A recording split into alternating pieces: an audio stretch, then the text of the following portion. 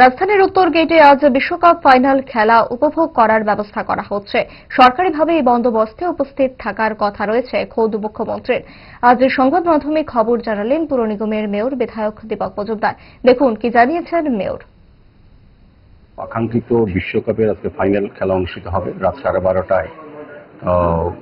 এমনি ফুটবল প্রেমীরা উত্তেজনায় এবং খুব অধীর আগ্রহ অপেক্ষা করছেন কখন ফাইনাল খেলা তারা দেখবেন, উপভোগ করবেন।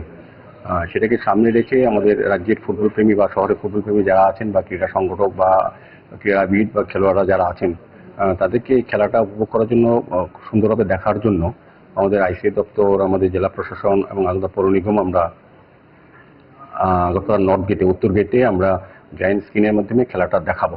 আর্জেন্টিনা এবং স্পেনের যে ফাইনাল খেলাটা হবে, তো আমার আশা থাকবে যে ফুটবল প্রেমীরা যারা ফুটবল নিয়ে এতদিন মেতে ছিলেন, আজকে ফাইনাল খেলা যেহেতু তারা উপভোগ করার জন্য অধীর আগ্রহ আছেন, তো এখানে মাননীয় মুখ্যমন্ত্রীও এই খেলা উপভোগ করার কথা এখানে বসে, এবং আমিও চেষ্টা করব থাকার জন্য। সার্বিকভাবে সমস্ত অংশের ফুটবল প্রেমীদের সঙ্গে যাতে এই খেলাটা উপভোগ করতে পারি সেই ব্যবস্থা আমাদের করা হবে। স্ক্রিন ব্যবস্থা করেছে, আলোর ব্যবস্থা করেছে, বসার ব্যবস্থা করা হচ্ছে।